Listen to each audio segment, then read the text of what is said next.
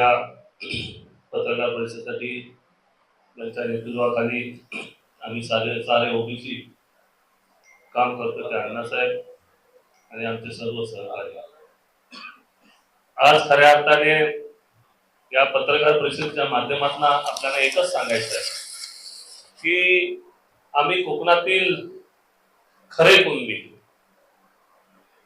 कुणबी का, कारण की आता हे शासन जे मराठा आहेत त्या मराठ्यांना दिवसेंदिवस लाखोच्या संख्येने कुणबी समाजाचे दाखले देऊन ओबीसी मध्ये आणायला मागतायत.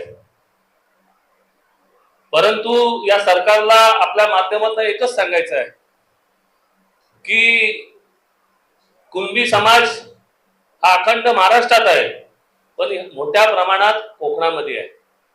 हा कोकणातला कुणबी हा शेतकरी आहे. हा काबाल कष्ट करून कायमस्वरूपी शेतीमध्ये काम करणारा हा कुणबी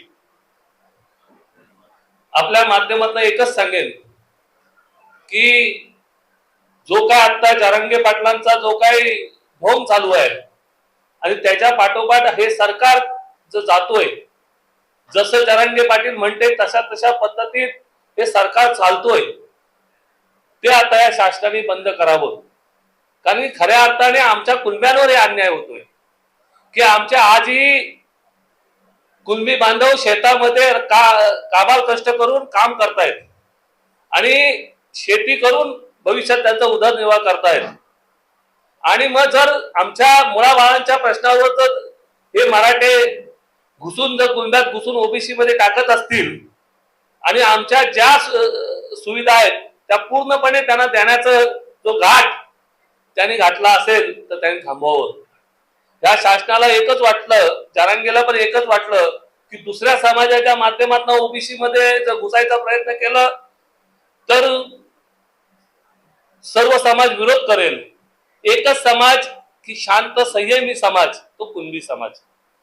त्याच्या माध्यमातून घुसलो तर कोणी अडवा येणार नाही. मी आज आपल्या माध्यमातून एकच सांगतो, आता आम्ही थांबणार नाही, आम्ही आता ऐकून घेणार नाही. जर आमच्यामध्ये जर हे मराठा घुसवत असाल, आम्ही पण तशाच पद्धतीत जसे ते आंदोलन त्याच्या दुपटीने आंदोलन करायची तयारी आहे. आम्ही ते उन्हात बसले, आम्ही पावसात बसू, आम्ही पावसात खड्ड्यात न बसू, रस्त्यावर बसू.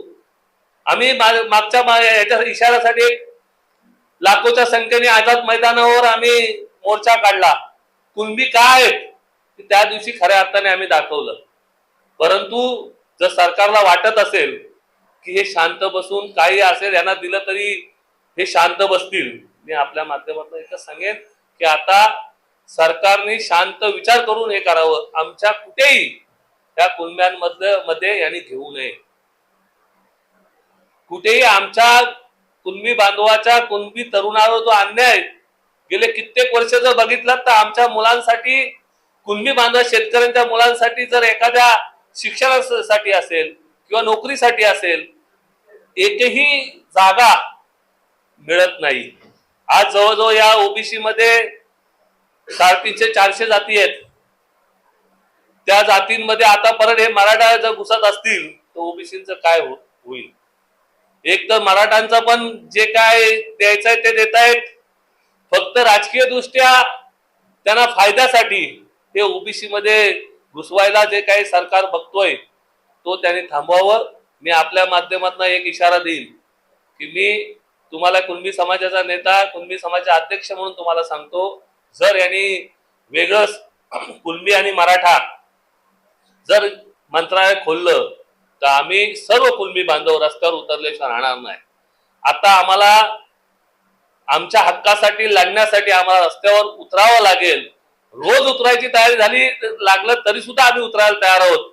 पण आता आम्ही शांत बसणार नाही. अखंड महाराष्ट्रातले कुणबी आम्ही एकत्र येऊ आणि ओबीसीच्या साथीने हा लढाई आम्ही